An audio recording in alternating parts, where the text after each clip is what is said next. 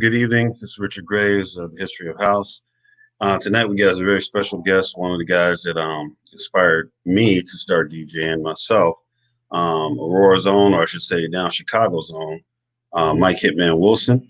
He is known internationally, one of the members of the Hot Mix 5. Started a label with Bad Boy Bill called International House Records.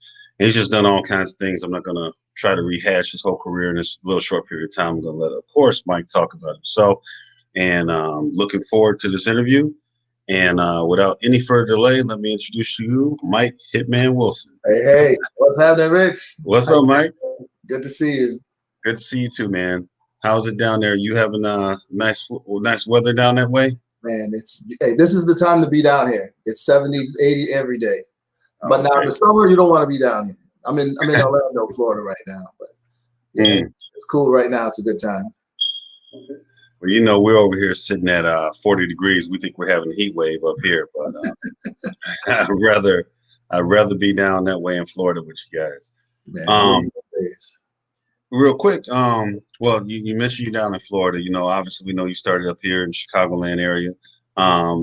Real quick, what are you doing down that way? What do you got going on as far as music or residencies? You know, what are you guys doing down that way? Well, I initially came down here to open a club. And so we opened this club called Destiny Nightclub. It was probably the biggest club in Orlando, like 25,000 square feet. We could hold 2,000 or 3,000 people at a time. And that was back in 2005. So I came down to open the club, and I ended up staying down here because I just love the weather and, you know, the family atmosphere, you know, and been down ever since. So I went through a few clubs. I owned at least 4 different clubs down here over the years. Wow. So, but now I'm out of the club business totally. Want to get back into music and DJing and having some fun, because that was the fun part. You know, I thought that owning a club would be fun, but it's not fun. The fun part is DJing, you know, hanging out with your friends. That's the part that I really miss and enjoy. Wow. All right. Well, I know everybody gets a lot of questions. I'm already seeing some questions. People done text me some questions already. Oh, so cool. First thing I want to start off, how did you get into DJing? How did you get into music? You know, I started out as a promoter. I was a promoter. And I was a college student at Aurora University. And I was promoting, and Maurice Culpepper was the DJ. So I would start the, you know, promotion. We'd have a promotion. I think we did Parkside, skating rink, Thursdays. I forgot which one it was. But anyway, that was my event. So I'd done events, and I hired DJs, and that's how I got started. And but Maurice was like in high demand. He's always been in high demand, even back then. And we're talking about, this is like 83. Oh.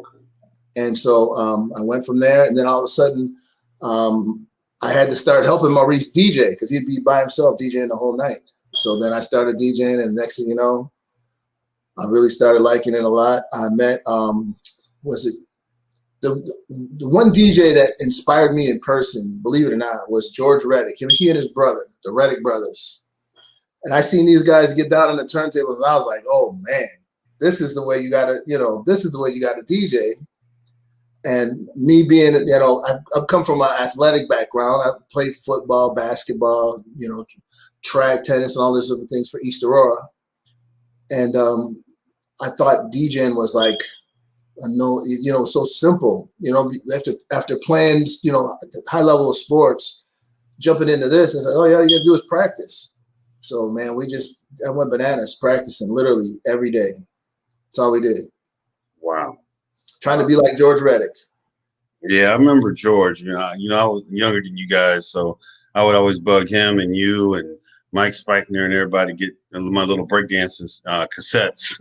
Exactly. You guys are mixing, we're rocking the planet and beatbox and all that stuff. So yeah, I remember you guys. I remember some of those parties. What's funny is you were there right when we all started together. I don't know how I inspired you, because you inspired me. You know what I'm saying? Like it was like a gang of us that all started at the same time. And it was, you know, mostly because of the Hot Mix 5 with Farley and all those guys. The radio station was on fire back then. BMX was it. And we just tape record our little mixes on the weekend, you know. And DM Jack was our house guy. He'd go to Chicago and come back with the house music for us, man. We didn't know nothing about house back then, but I remember him like introducing it to us, and it was kind of cool. That you know, to this day, you know, you guys are still, we're all still spinning. Wow. I know starting off with George and them, and you know what I know one thing about the Aurora DJs I noticed different from us when we're around Chicago guys is we play a nice broad range of stuff. And you know, the Reddics, I know they would always encourage us if a song was good, it was good. Didn't care if it was made by a black guy, if it was Italo disco, if it was hip hop, if it was banging, find a way to play it. So, I mean, what type of music did you gravitate to? What did you like to hear? What did you like to play back then a lot? Well, it's funny you mentioned that you know, the funny thing, you interviewed Man Parrish last week, and he was like our main inspiration for our stuff. That I loved his music. This was pre-house, before house even got started. And so we called it imports back then, I guess.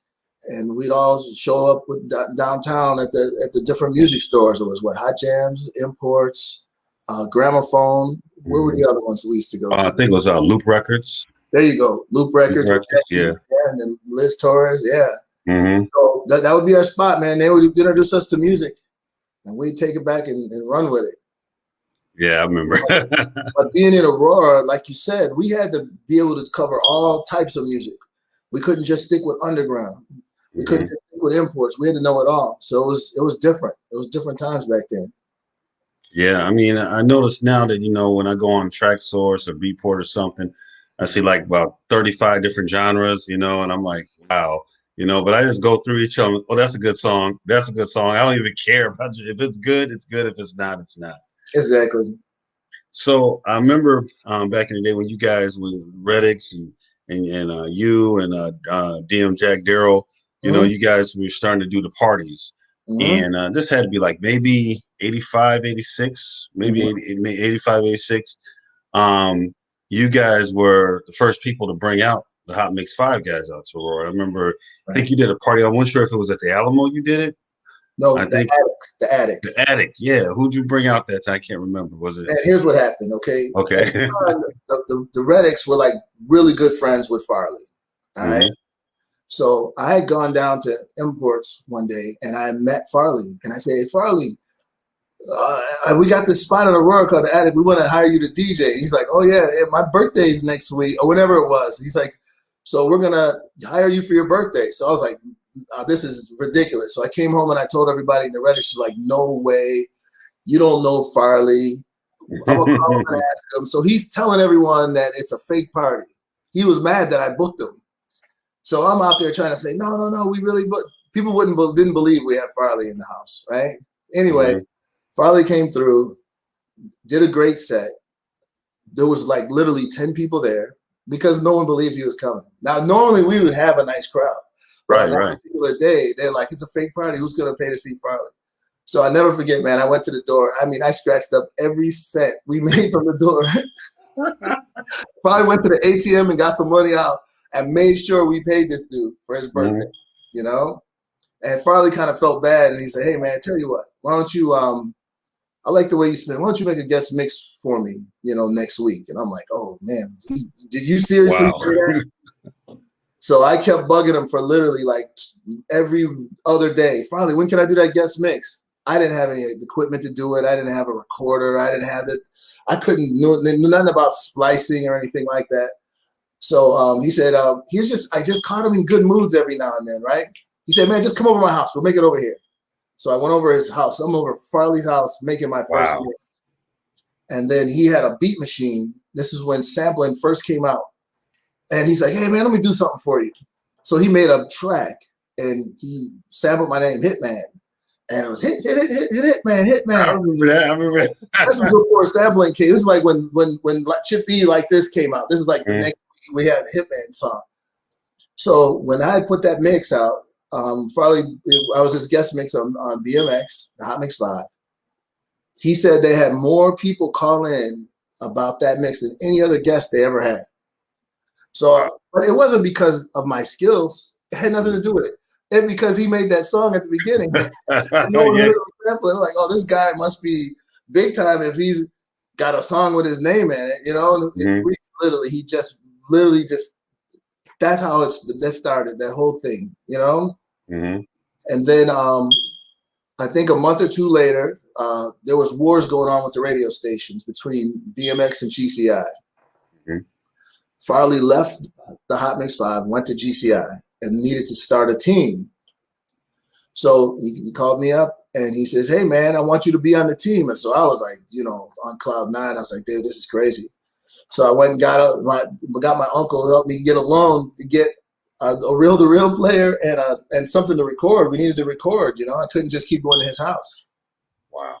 So yeah, those were fun times, man. So that's basically what got started. And then Farley says, yeah, we have the best of all the worlds, right? He says, we have the best Latin DJs. We have the best house black DJs. We have the best white DJs. And I said, no, Farley, you don't got the best white DJs. You kept it real. I'm sorry, man. There was this guy named Jam Master Jay or something like that. He thought he was really good. I said, dude, that dude, I'm telling you right now. He probably said, well, who's the best? I said, I'm telling you, man, this dude, Bad Boy Bill, is the baddest white dude I've ever seen, period. He's just the baddest dude, period. You know what I'm saying? Yeah. But for him, he was like 15 at the time, right? And he was thin, and you would never suspect. Bill went up there, man, and one time they all met at my house. Julian, Bill, Farley just came by the house because people used to always come by my house. You know how my house was. It was like doors always open. Everyone that's come downstairs and DJ. Anyway, they all came and he got to see Bill, and Bill just tore it up in front of him. And Farley said, I can't believe it. And so he says, get him a mix. Like, Mike, have him come over your house and do a guest mix. He's on this weekend. I remember when you brought Bill out to Aurora, there was a place called Lincoln Way Lodge. And, you know, it was all us young DJs, me and Kevin and Kick and Kenny, all of us, we came. Mike's throwing the party, we come to the party. We're like, man, he didn't let us spin. He got this dude up here. And we're looking at this skinny white boy, right? We're like, this got this dude. And then he started getting down. Speaking of Man Parrish, it was hip hop bebop he was playing. And he was right. And we was like, oh, okay, never mind. Because he was just that good. I mean, it was amazing. You know, so you kind of introduced him to a lot of people, man. You know, and look at now he's doing so much, you know. Oh man, listen, what's funny is even before he had gone overseas, I was going overseas a lot because I had the early records out and DJing, and I told one of my promoters in Germany, I was like, man, well, you see my partner Bill, you ain't seen nothing yet, right? And so one time I said, Bill, come on, man, come out to England or Germany with me. So he flew out with me, and we met these guys. And next thing they know, they hired him. And man, I never heard from those promoters again. They hired Bill every month after. But I'm happy for him though, because that's what. And he was at the time. Bill was making mixes, and he was like selling CDs out the store. So once he got introduced to the EDM crowd around the world, it was a wrap. Yeah, because I think he was one of the first guys that did a mix on a CD and released it like on a commercially. I think he did one on Virgin actually. He got all the licenses and everything. Yep, he sure did. He was always a smart dude, very smart dude. Yeah, he was way ahead of his time. At 15, he was way ahead of his time. You know? Yeah, we were, like I said, we were all jealous until we saw him get down. We're like, we gotta get back to the turntables for a minute and work it out a bit. Oh man, that was crazy, right? So on GCI at the time, it was you, Bill. Who else was on with you guys? I think Mario Diaz. Right, Mario, Fast Eddie. Oh, he's another very cold DJ. Yeah. Right. And I forgot the other guy's name. He was on for a few minutes, but I can't remember who it was. Was it Edward Crosby? No, Edward was with. See, Edward took Farley's spot on the Hot Mix 5. Oh, wow. Wow. But when we had that lineup with Bill, Fast Eddie, myself, Farley, Mario Diaz. That's a tough lineup. We were coming every week. We was coming as hard as we could against the Hot Mix 5. Like that was our goal to come at them. And then we had our secret weapon, believe it or not, was Benji from DJ International. Oh yeah, rest in peace, Benji. Benji was such a listen. Benji was the catalyst for most of this stuff. He had his hands on dang near everything. But what he did was he used to feed us the records before they came out. Mm-hmm. And so we had a head. That's what really helped us too. When we were playing like Godfather or House and songs like that before anybody had a copy of it, it was crazy. And then everyone at the record store was like, "We need this record. Where is it at?" Wow. And, Benji was the one that had it, so they had it and they released it from DJ International, and got this thing moving. I remember when you guys would get down on your mixes, man. Of course, we were waiting to hear the mixes, right? And then when you guys you play some, we'd be at imports the next morning talking about, okay, this is how it went, and we start singing this song, and Jason trying to figure out what we were saying.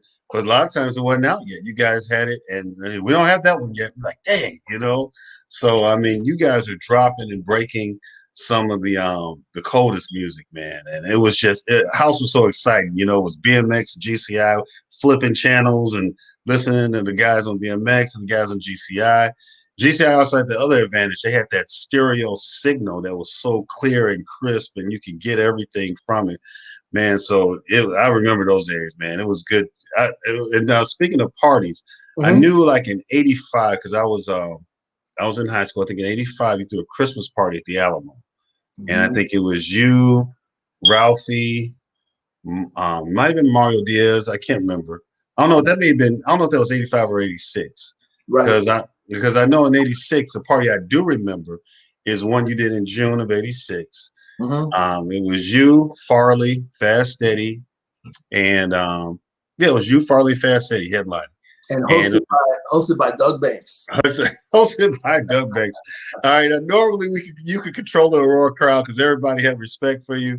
All the gangs they would usually fall back, but this time I think they waited till after the last guy got a good nigga. I think Fast Steady might have been mixing, and Doug might have been talking, and they started throwing chairs. And Doug talked about us for like a year on the radio. Yeah. Man, they're wild out there in Aurora.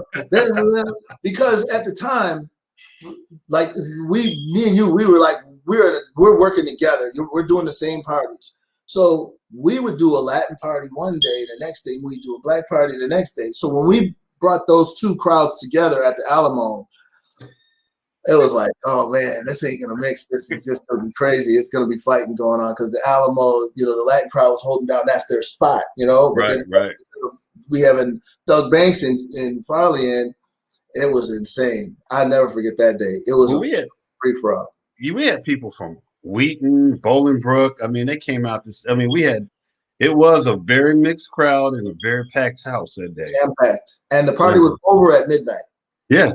Because that was it ain't funny, but it was funny, But there's a couple things I remember at that party. I remember, you let us come up to DJ booth if we were spending our night, and we talked to you and Farley or Fast Steady. And I was talking to Fast Steady, and you were talking to Farley. Right. And Farley is playing Faces drums. I'll never forget it was Faces drums. And we all know Faces drums about this little, so it wasn't no looping. So it's tick, tick, tick, tick, tick, tick, tick, tick, tick. And he is talking to you. And we're all looking because we know this record's about to end. And say, wait a minute, Faces drum been going about 2 minutes. It's about to end. Right. And Farley's talking to you, and he realizes the record's about to end, and he stops it. And then he starts hitting the 12. And that reverb it gets when the needle stops? It's a tick, tick, tick, tick, tick, tick, tick, tick, boom. And he said, boom, boom, boom, boom. He started beating it. He picked up a record and he mixed it. And we were like, oh my God. I mean, and of course, Farley was the one guy that made the first song with Farley. Farley said all of us were playing. He had every DJ in Chicago playing his name. He did. But that was an incredible party watching you and Fast Steady and Farley get down. You guys did some incredible mixes that night. I wish the party could have went longer, but that was I saw you and Fast Steady and Farley. Some of the mixes I was just amazed. And of course we went out buying records. Them record stores owe you guys some money because as soon as we got through hearing the mixes, we were downtown the next day trying to pick up everything.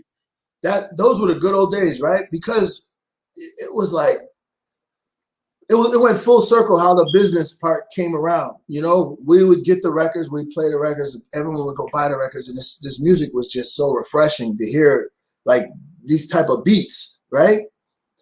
And what people don't realize is house music took a big dive down when they cut off BMX. Okay. Oh yeah, yeah. I've seen all these house music plays. What do you call it? The history of house, all this other stuff, blah blah blah.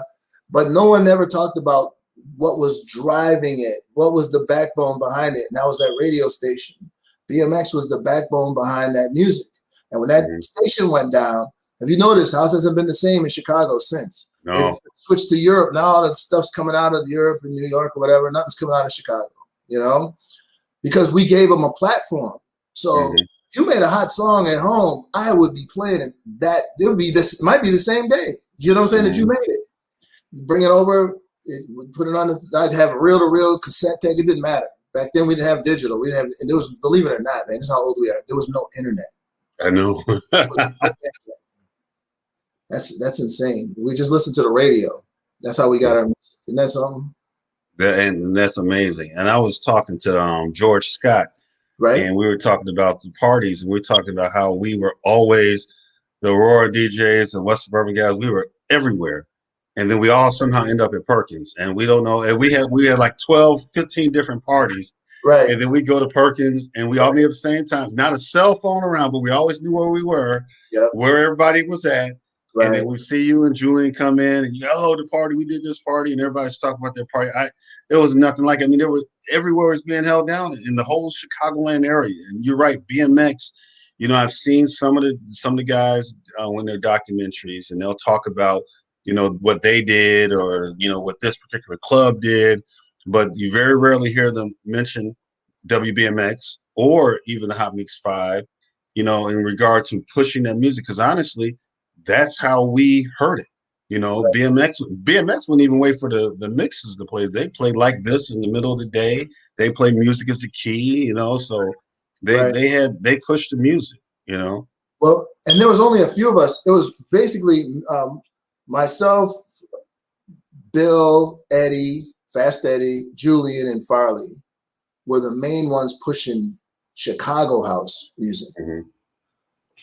Those other DJs, now they play it like they played it all the time. But back then, they were playing imports. They weren't playing. They played a lot of imports. Right. Yeah. They were playing imports. You know, I remember those mixes. You would hear, that's what I heard, like Zeno, What's Your Name? They were still playing Love and Music and Feel the Drive and songs like that.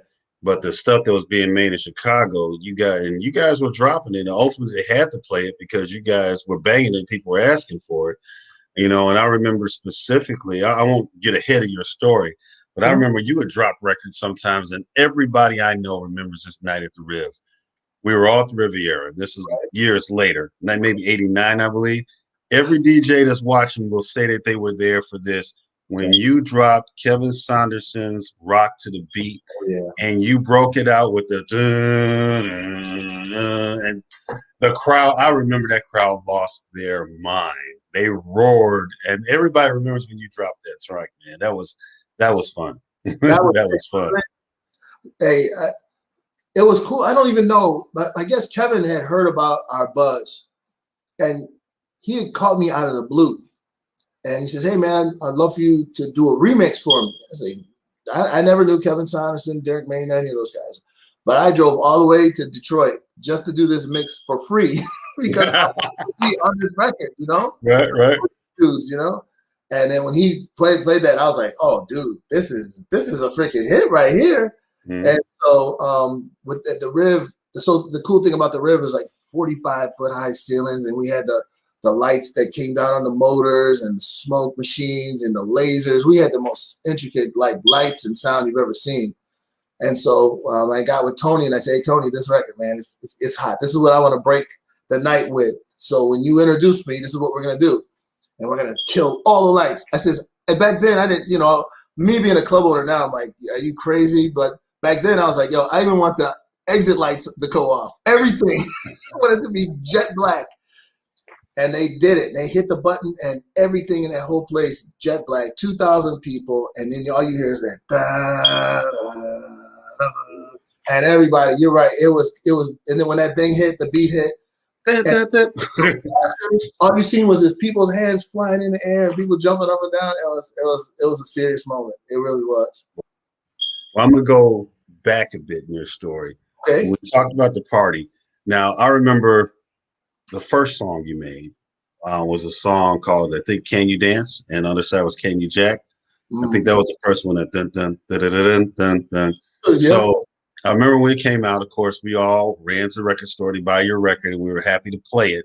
What got you and Bill together to decide to do the label? I know Bill had did that all night, dancing all night or jacking all night long on DJ International. I used to go down there and hang out with him and Benji because he worked down there with Benji and him. That's how I got to know Benji. Right. So how did that come together with the International House Records? Because Bill used to work at International House Records. He worked there. Mm-hmm. And when these hot records were coming out, we wanted to get on them and we wanted to do remixes. But they wouldn't let us. They're like, nah, man, you guys stick to DJing. All right. Professionals that do this stuff. So, man, me and Bill just said, hey, man, forget that. Bill's one of those guys, like, he's straight business. He's like, hey, man, let's make our own label. All right, cool. So we made our own label. We made our own songs. We did our own thing, and then we brought it out ourselves. That was kind of fun. But the integral part of that, the main part of that song was Farley saying "Jock" on that song, right? Oh, yeah, that was, yeah. Farley made us take his jack off, and we had to mimic one and put it on, you know. But the one with Farley's voice on it was way better. I think we sampled it from one of his songs or something like that. Right. It's funny that he would like stop us, but he was our best friend too. But at the same time, he's like, "No, man, you can't put my voice on there." I was like, "All right." We asked him, but we couldn't get it done. Because Farley was known. Yeah, because Farley was known for Jack. That Jack the bass, Jack. You know, so that was kind of. Now, I remember after that, there was a song you made. We were waiting for it to come out because you kept playing it on BMX. I don't know if you were playing the tapes. It's the first hit tracks. And we would hear it on the radio. We'd be like, you know, the dum dum dum dum dum dum dum dum dum. He's like, man, we were all, Mike, you got this record? It's not out yet. It's not. You kept playing it. Right. Finally, you dropped it. It was on DJ International's label, Underground. Right. And of course, we lined up at imports, man. We must. I think we still wear a hole in it, so I still play it all the time. You know. So now, when you decided to do that song on Underground, right? What happened? You just do something a little different. I'm sorry. Can you repeat that? I said, what happened? Did you decide you just wanted to put out another track and do something a little different when you put out the first hit tracks? No, what happened was Farley had all the equipment, all the DJ stuff, everything. Farley let me use his sampler, the little foot pedal sampler. And so I said, man, I better do something with this. You know what I'm saying? So I bought, me and Bill went in on a 909 drum machine or something like that.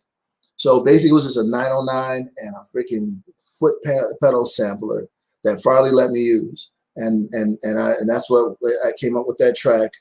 It was just me. I don't think anybody else was down. I just did it on my own.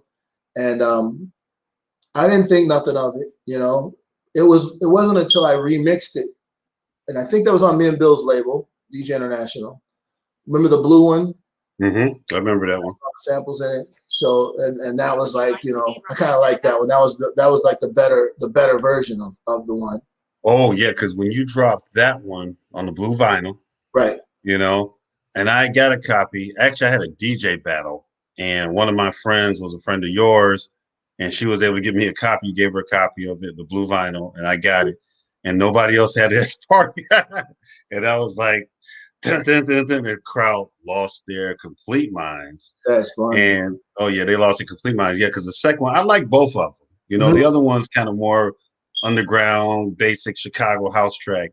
But the second one was the epitome of Chicago house music. I mean, that song I can still play that song right now. There's, you know, and that's good when you got a song that has that endurance where you know, this was 30, 40 years later, and I can still rock that song in any party I DJ, especially in Chicago, of course. Who knew, right? That I never knew. And when you go in, it's an accident most of the time when you come up with something that works. It's not like you purposely try to say, I'm gonna make a song that's gonna last, da da da da da. But there was you know, the party they used to do in Atlanta. It's called the House Music by the Picnic House or something. I don't know. Oh yeah, I remember that. Anyway, believe it or not, before Corona, the year before that, I got phone calls. Mike, you're not gonna believe this. They dropped that record at the festival, and everybody went nuts. I'm like, you gotta be kidding me, right? In Atlanta, like who would think that that song would reach them? But yeah, that was a very cool song, you know. Honestly, when I joined the Marines, I believe in 89, 90, and I was out in California at a Right, club called the Arena Cafe. It was on Melrose, and guys, he's the guys from Chicago, and I brought like a crate of records, I had with me, and they're right, like, "Yeah, you Chicago guy, can you do some house music?" I said, "Yeah, I got some." And the two songs that I played that they lost all their mind about was when right, I played Your Hit Tracks and when I played Fast Days, Acid Thunder. right, I guess they had known those songs, or maybe there was enough Chicago people visiting or something, but the right. crowd lost their complete minds on those. So yeah, those are some, and like I said, you did that. Your tracks were always cold. Now I know after that, the one record that you did on Arista Records, you got on Arista, and Right, you did another Sleepless Night with Sean Christopher, I believe she sang the lyrics. right. Um, that song was just so well produced, so well made. I mean, you always produced your stuff very well, and the quality was always good. How did you decide, or what brought you to that song? Okay. Once again, I was in Detroit with Kevin Saunderson. They were, they had Kevin at Inner City. Derek May was doing all his stuff. Man, they were doing it back then. Mm. And Kevin had an artist, and her name was Tracy Amos, and she was like just having a bad day. And I said, "Hey, man, why don't you come out to Chicago and we can write some music together." And what I was trying to do was come up with a DJ album. You know how the DJ features all these different artists. So I had two singers, female rapper, like my cousin Toby Meeks. She was one of the rappers. I had DJ Crash was on there. He was a rapper. I had Sean Christopher, Neil Howard had come up. He was one of my partners. He did an instrumental. I forgot who else we had. It was a few other people, and I put together a compilation album, right? So another Sleepless Night was basically Tracy was singing. She's having a problems with something was going on with Derek May, okay? Mm-hmm. And so she was inspired to write this song, right? And I think she had a crush on Kevin at the same time. So this song is written predominantly about Derek May and Kevin Saunders. I just told Kevin. That's a Chicago story, or that's right, or Detroit story, apparently. Put it in there. So she wrote the lyrics and I wrote the music. And then once we got that melody together, then I hired more people in to play on top of it. Then I at the time I was flying back and forth to DJ in New York. I was DJing this club called the Red Zone. And at the Red Zone, that was Dave Morales' spot. And I'll never forget, because I told the promoter, I said, "Hey man, I'm not gonna DJ the Red Zone unless I get David's permission. I'm from Chicago, man. I ain't going to New York trying to, that's bad blood right there, Jack." Anyway, they called David. They was like, "Yes, Mike, he's good. Let him in." So I took his Friday because he was starting to travel a lot. And so when I was DJing there at the Red Zone, one day he didn't have to go out on a Friday, and he just hung back, and he was just hanging out in the DJ booth, like messing like on his records. But he's really listening to my set because I was bringing some hard stuff from Chicago to New York. In fact, they were hearing stuff that they had never heard before, and at the time they called it techno. Mm-hmm. We were playing like a techno-y type house back then. That's when the Derek May stuff was hot, the Inner City stuff was hot. And so they're like, "Yo, we never heard of this." And they really liked it. And so me and Dave started talking, and I said, "Hey man, I got this song. You'd be perfect to remix." And he's like, "Let me hear it." He let him hear it. He's, "Dude, I love it." Gave it to him. Next thing you know, the rest is history. So David Morales put his touches on it. That song, believe it or not, it was on the Billboard chart. I think it debuted at 20. Okay. Next week, 15. Next week, 10. Next week, 5. Next week, 4. Next week, 3. Next week, 2. Next week, 1. Next week again, 1. Week after that, 2, 3, 4, 5. For like 10 weeks, I'm in the top 5. That song finished that year number 2 behind Corvallis and Cole. What was their song? Make You Dance. Oh yeah, Gonna Make You Sweat. Mm-hmm. So yeah, we got nominated for Billboard Music Awards for that song. Got nominated for Soul Train Music Awards. All kinds of stuff for that song. It did well. Listen. That was in '91, right? I got a check literally last month. Another residual check for that record. I've been getting paid for that record 6 times a year for 30 years. Wow. It's a beautiful thing. It is, man. A lot of people can't say that. If you can get your song put in the right places where they're not ripping you off and stealing your publishing and all that stuff, and you actually get it, you'll be surprised how much, you know, those records pay and how well they pay and how long I could, 30 years, I'm still getting it. That's unbelievable. Wow. Well, that's another one of those songs that can continue to be played forever because it was produced well, smooth, and it's the epitome of house music. I mean, it's house. There you go. You know, step by step.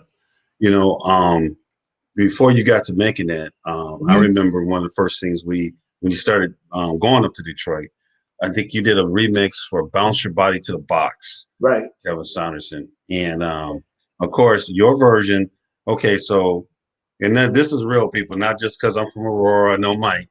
Whenever Mike remixed a song, whether it was Bounce Your Body to the Box, The Love I Lost by Mark Imperial, you did Fantasy Girl and all those songs, right. Mike structured them in a way that we always went to Mike's mix because they were very DJ friendly. You had to come in and get to the meat of the song and some nice breaks for us to mix out. Right. You know, how did you even begin? Because for a while you were remixing everything. So how did you get into remixing this stuff? And, you know, how did you make your formula? Farley helped me develop the formula. He taught me how to mix because I didn't understand what measures were and what are you talking about? 8 bars and 4 bars. And when I remember I told you I went to his house to do my first mix. And he made that track and he goes, okay, after 8 bars, you're going to come in with your first song. And I'm like, dude, I don't know what you're talking about. I go by feel. I don't know about bars. So he made me learn the music part. And so the first thing, like you said, when we used to DJ those imports, man, it was crazy because the intros sometimes were rough and the breaks. If you had a good intro and a good break, you could make this song move. So that was my formula. Make sure you have an intro, a breakdown, where the music in just the bass line or whatever, something cool like the rock to the beat, and then a break, place the DJ to mix out. And it all had to be done in under 2 minutes. That was my key. It has to be done in 2 minutes. You can do another one after that, but don't make it too long where they'll have to, you know, you'll lose their attention.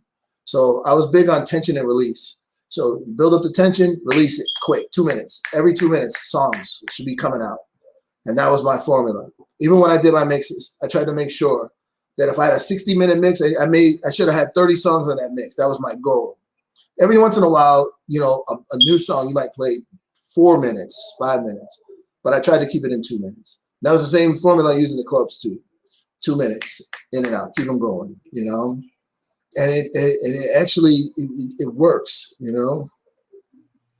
And I think that a lot of us picked up on that too, because I think, believe it or not, that tends to be the Chicago way.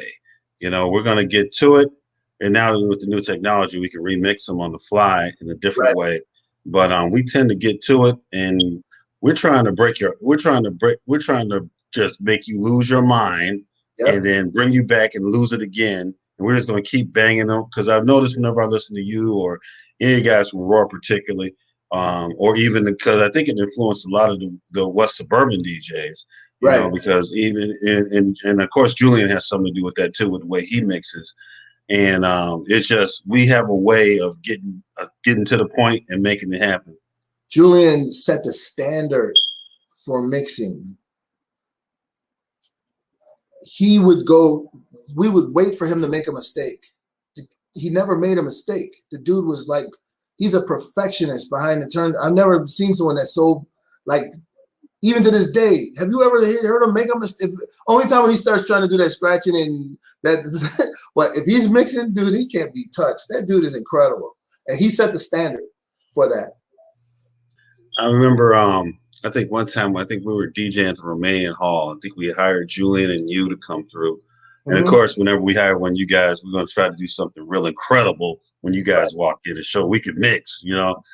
And I think I was mixing some basic stuff like maybe no UFOs or something. And as soon as Julian came, I got so nervous, I fell off beat. And I could just see him shaking his head. I tell everybody it was the worst DJ moment of my life, falling off beat in front of Julian Perez and watching him shake his head because he was always so on point with stuff, you know. Yeah. Oh man. He was intimidating like that, you know. So now I know that okay, so I remember I think one of the first remixes I actually heard you do was Fantasy Girl. You know, and that's a classic here in Chicago. Now, how did you meet Pierre, or did they call you because they knew who you were? How did you get involved with that particular project? That's a real good question. Believe it or not, I met most of my first meetings came from Mitchell Ball, and that's Vince Lawrence's father. He had his label called Mitchell Ball Records, right? Super cool guy. And Mitch let me mix, you know, his records. And it was one of Mitch's buddies, Doc somebody, I forgot his name, who had a label, and Mitch introduced me to him. And that's how I met Pierre, through Mitch Bum, which was Vince Lawrence's father. And so, and then I came to the studio, and me and DJ Pierre clicked right away. Pierre's super cool dude, man. He's down for anything. Let's try it. Let's do this. Man, we had a blast in there. We cut our teeth learning how to mix on DJ Pierre's at his recording studio on his time. You know what I'm saying? Wow. Because when Mitch asked me if I ever mixed, I hate to tell you this, but I lied. I was like, yeah, I know how to mix. I do it all the time. And I had never mixed before, right? I had to fake it the whole time. And so it was kind of funny. Now with Fantasy Girl, again, people, it's not just because he's from Aurora and he's Hitman, but your version of Fantasy Girl is the version of Fantasy Girl. The way you had that acid build up, and in the club, I remember I heard it at Dillagas. I don't know if you and Steve Hurley were DJing there, but we all went to Dillagas, and that mug was it just kept, man, and you that fat. You had that mug rolling because you brought it in with the drums, you know, the nice intro. Then it hit fan, doom, doom, doom, doom, doom, doom. It went through the song, and then when you broke it down, and then that acid build up to the break was phenomenal. I think everybody remembers that. Hey, you know what the secret weapon was for that song? Believe it or not. Well, besides the fact that DJ Pierre was a musical genius, he had all. I didn't play this stuff. He played it all. I just had to put it together. But my secret weapon on all my stuff was the 808 bass, the 808 kick. Because you remember when that song would break down and all of a sudden go boom, boom, boom. Yeah. When we had those big speakers, man, in the club, it would just like forget about it. So I would always bring those 808 in at different places, not the whole song. Just when I want to just hit the bass hard and make the crowd go crazy, we bring in that 808 bass. And that's how, you know, that was my little secret weapon. I always used to put that on my tracks. That is a hell of a secret weapon, because I remember back then we would try to make records, and we go to Naperville Music, wherever, and rent the 909. Right. And I was talking to Man Parrish about the different equipment he used. You know, that 808. 909 is a bad boy, but that 808 is something about it, man. It's something about that 808. To this day, we're using 808 on everything we do to this day, right? Mm-hmm. The 909 was like your go-to machine, and the 808 gave it its flair, you know. And if you used it right and you put them two together, and then they had the acid machine, and forget it, we wore acid out when they finally figured that out. DJ Pierre was the one who introduced us to acid, but once he did, it was like forget about it, man. Every song had acid on it for like 2 years. I know. Chicago created a trend. You know, I remember I talked to people from England, and they're like, yeah, acid music, we'd be getting high on acids. That's what y'all did. It's like, no, we got high off the music. Right. And acid is from a 303, a rolling 303 Right. digital baseline machine. And they're like, really? I'm like, yeah. You know, I had to write an article about it because I'm like, no. So I had to write an article talk about Scrappy and DJ Pierre and Right. the guys from Future, and really just talk about how this, how this built up. You know, because in Chicago, we get that acid, boy, we'd act a fool. You know. What's funny is you asked the guys from Europe. You know what their biggest acid record was? Oh, This Is Acid by Maurice Joshua. Well, yeah, but Mhm. besides that record, Mhm. this is Cocaine Speaking. Oh yeah, remember that? yeah, I remember Don't that have one. any acid in it at all. There's no 303 in it. Cocaine, they associated that with the drug acid, Mhm. and that was one of the play that acid song. Like, dude, that's not acid.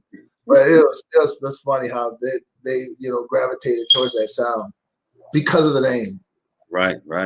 I remember the last song I heard come out of Manchester. I think group Dream 17 made a song with this girl Annette. They used the acid in there, similar. Derek May helped them remix that particular song.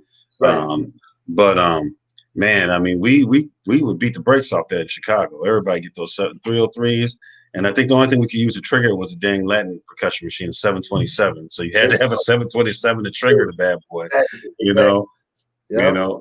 So now after with Fantasy Girl, if I'm correct, after that, of course we talked about Bounce Your Body to the Box, and you did some other stuff. Like I said, there's so many remixes that you did the actual mix that was played on the radio by most of the DJs. I know Kevin Saunderson and Derek May, and they had made, and Juan Atkins, they made Big Fun. Right. And Big Fun came out and they got on Virgin Records. Right. And they did the follow-up, and the follow-up was Good Life. Yes. And again, a mix of Good Life was your mix of Good Life that we always played. Right. So again, I know you knew Kevin them. After Big Fun came out, their Inner City was like the stuff all over the world. So it was you and Steve Hurley, the Chicago guys, and we were all proud of seeing that your guys' name on that project. How did that come about? Did Kevin just say, "Hey, I want you to come up here and do this," or what happened? No, I guess Big Fun had really taken off, but it was sort of too late for Big Fun for everyone to jump on doing their mixes for it. And so he had come up with the new one, that Good Life song, and I was like, "Wow, this is it, man." And so I told Steve about it, and then Kevin at the time, Steve was super hot. I think he had done what was that stuff he was doing? All that New York stuff, man. Taylor, all that big stuff. So they're like, "Yo, we can get Steve Hurley." I said, "Yeah, I can get Steve. That's my guy. Let me call him." So I got Steve to do a mix. Derek May did a mix. Kevin did a mix. But when I look back, right, I always wanted to. That's one of the songs I regret. That was, to me, I felt that was like my worst mix because I went a whole nother way. I went with the acid, and I probably should have went more traditional house. Yeah, I would love to. That's one of the songs I want to remix again one day. You know what I'm saying? Just to that mix I had, I just didn't like it. Do it again. I didn't like it, man. I didn't like it. Now since then, right before the pandemic hit, I just cut a song for Inner City. Me and my wife wrote one for them. It's called Dance. It was about to drop in May of last year, and they had to cut everything because of the COVID. But it's a club song. It was pretty nice, man. So eventually, hopefully, when this is over with, they're gonna bring it back because you got to have clubs going for this song to blow up. But it's a nice song. It's pretty cool. I look forward to hearing it, man. So at that time, I remember a couple friends of mine in New York said, "Did you ever spin at the Tunnel in New York?" Because I think someone said they saw you spin there. How was it? What was the difference? Chicago crowd, where we think one way. What was the difference between the Chicago and the New York crowd when it came to, breaking music and playing records? Man, here's the thing. You know how Chicago DJs are precise. They're like technically correct when they DJ. Everything is on beat. Just great DJs. New York, they're big on music. Everyone knows music. And I'll never forget. I did 2 residencies in New York. Okay, I did the Red Zone on Friday for like 6 months. And then I did I skipped the tunnel because the same guy who owned the Red Zone owned the tunnel. He owned this club called the Palladium. And so I DJ'd the Palladium. I was the resident DJ there for 6 months. And that place held 8,000. There would be a line literally like a mile down the street. The front door and the back door. Okay? 8,000 people. And we're breaking new music. So in New York, when you're breaking new music, they love it. Okay? That's where you break new music.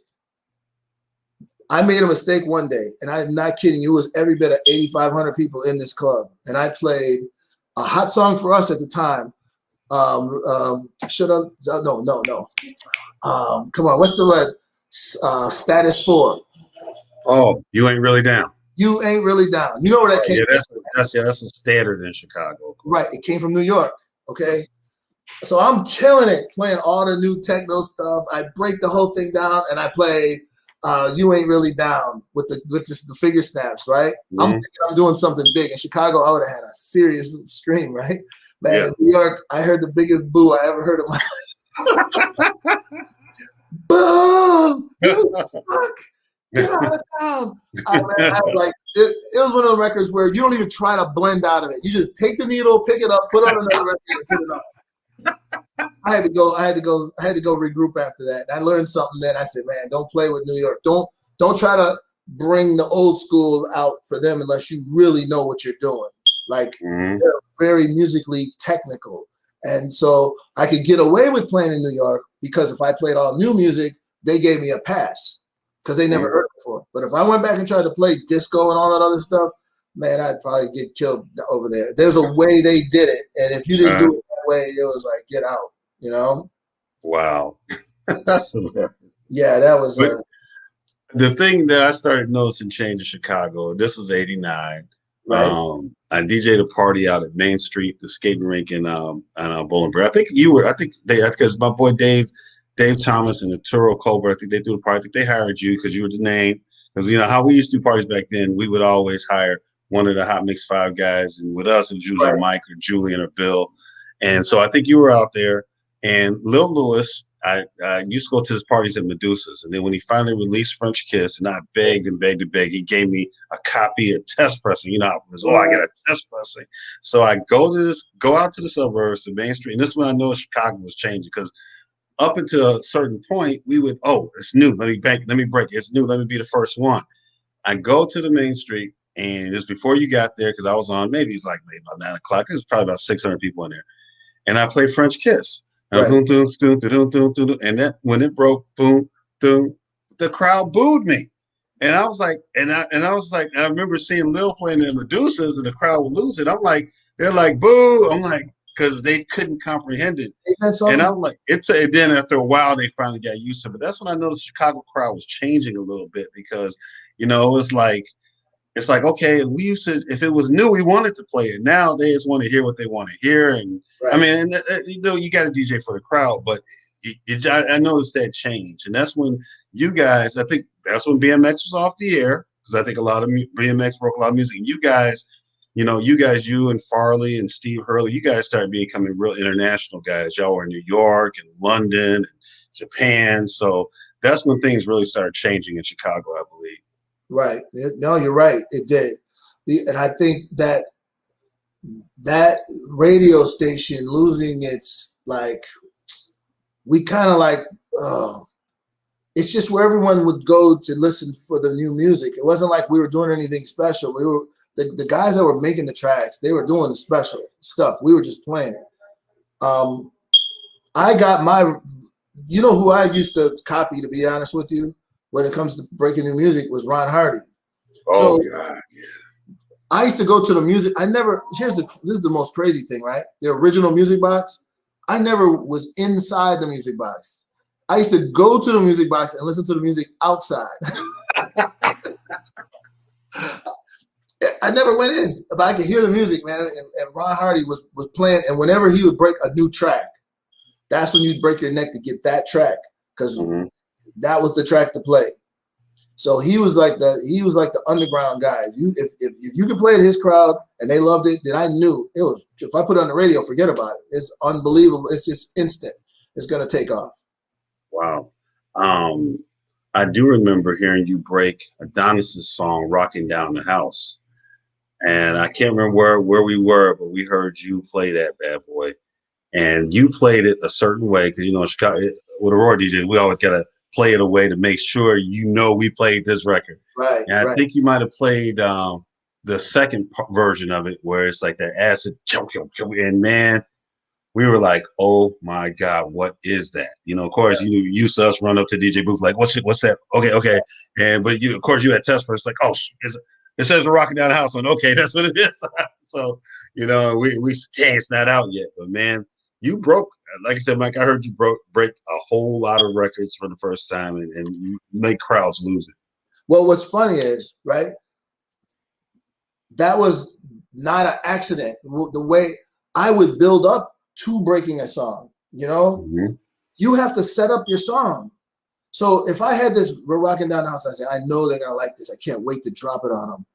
Then you build up to all the hottest stuff of the night, and when the climax is at its most, then you drop that, and then it's like the first time. That's how you can make them react the first time they hear it, because it's hard to make them react the first time they hear it.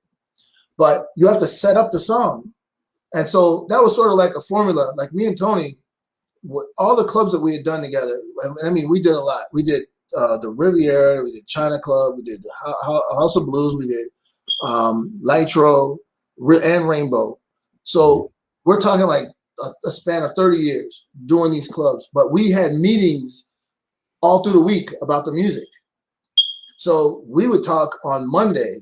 So we would just have a party on Saturday or Sunday. We talk on Monday. Okay, this is where we're trying to take the crowd. And Tony's like, well, I'm trying to bring TKA in so many weeks. So blah, blah, blah, blah. So I said, okay, I know what to do. So we would try to like build our sets according to the theme of what we were trying to do that week.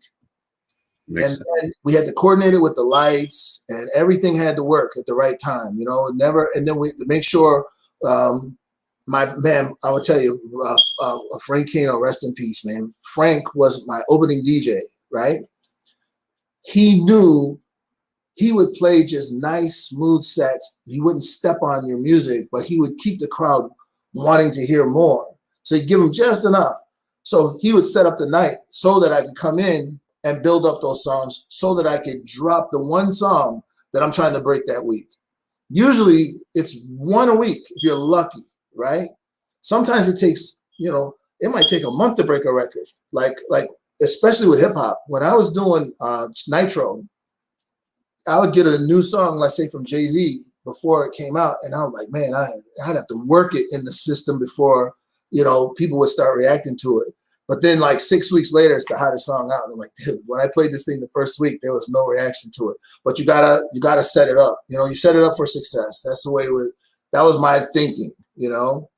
And my whole club thing, we were trying to figure out ways to keep people engaged. So a lot of times, right, when I'm DJing, I would leave the booth and go into the dance floor in the middle of the crowd and listen to what they're listening to and feeling what they're seeing and seeing if they're excited. Are they dancing because of the music, or are they just making moves? And, you know, trying to feel out what's going on, like, you know, what they're doing, and then use that as my information to come back to try to break the song. Sometimes you wouldn't be able to break it. Like say, hey man, it wasn't time to drop this just yet. I'll have to drop it next week. You know, I couldn't do it right.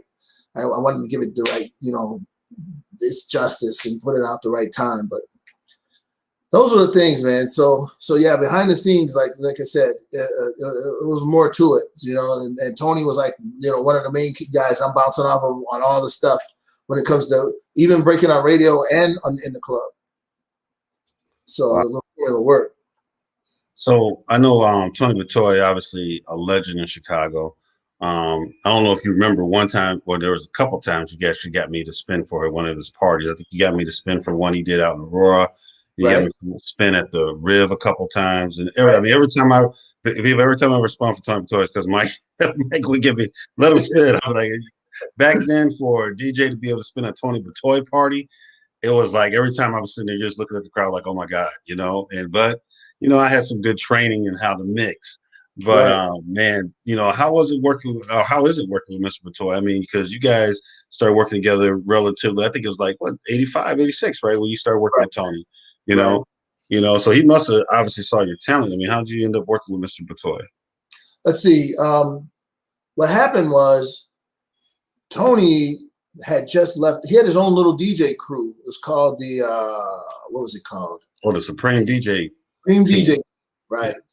And they had just finished their run at Rainbow, and they were ready to. He was getting ready to do the Riviera, and that's when I was like, man, I got to get a hold of this dude. Like, Tony, I want to like be your resident DJ.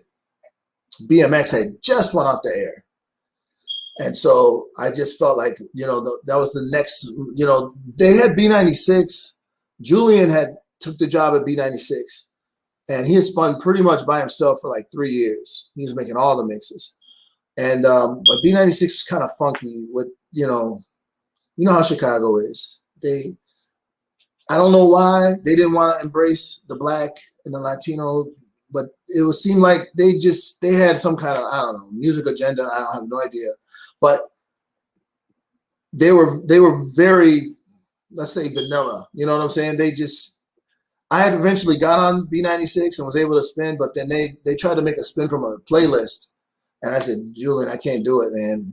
I said, I need to break new music. I can't play this list. This list is freaking, it's terrible, So, that's how that thing got going. Was we're looking for an avenue, another, a place to go. I didn't know what to do, and so that's how I got on with Tony, and it was me and Jungle George got that gig with Tony at the Riviera, and that's and Tony did he did an amazing job of promoting and like hyping up the nights. He did some stuff, man. And he brought him there. And he had the lights and sound. And he asked me about the sound. He says, Mike, what sound system should I get? And that's when they had this, it was called DB Sound, all right? I had heard them do a rock party one time, right? And they had the bass hit so hard, it like felt like someone punched you in the chest. Like, what kind of speakers are these? And it was those EV MT4s. So I told Tony, we need to get the MT4s. That's what we got to get. If you want to have a hot club, dude, you got to have the best sound. So Tony went and got, like, usually you get 8. Tony got 26 MT4, 24. And so it shook the Riv, the bass, shook it so hard that we got complaints for 2 blocks down the street. That's that's the real reason the Riv went under. You know that, right? No, I did not know that. Because there was so many sound complaints about it, because our sound system was intense, but it had to be to rock that crowd. Because think about it, if you have 2,000 people and they feel the bass hit them in the chest and their shirts moving, and when you drop that nice sweet song at the night, the rock the beat or whatever, and the lights go off and you feel it, it's an experience you can't explain. You cannot explain sound. You can only feel it. And we put together the right sound system, and so that was our little formula. Everywhere we went, we overdid the sound, overdid it. Whatever, if we need 10, we'll put 20. We need 20, we put 40. So that way the DJ wouldn't have to raise the music too loud. Because you've been to clubs. Remember that one club we had in Aurora? What was the name of that place? They had the concrete floors. I think we called it Club New for a minute. Oh yeah. Club New. Yeah, that was over there at the on New York Street. Right. You played the music and it was like your ears would be buzzing when you left because it was so much echo because of the concrete floors. I remember when me and Tony went in there, the first thing we said was, hey man, we got to put a wood floor down because this thing's echoing too much. You can't enjoy the music. You don't want to leave a club where you standing this close to someone, you can't hold a conversation with them because the echoing is so much loudness. You're screaming. It doesn't make sense. So yeah, the sound was a big factor in that, and putting those things together and making that happen too.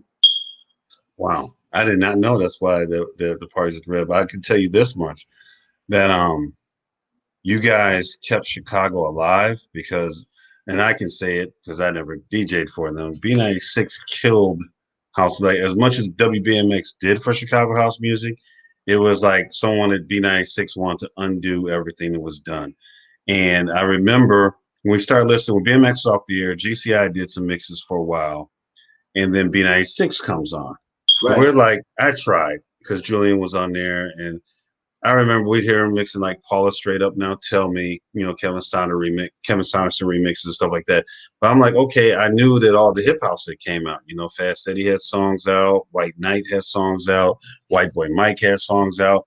They weren't even playing the stuff on Jive that these guys were doing. They'd play Samantha Fox, but they wouldn't play um um you know um sorry, I keep forgetting the name.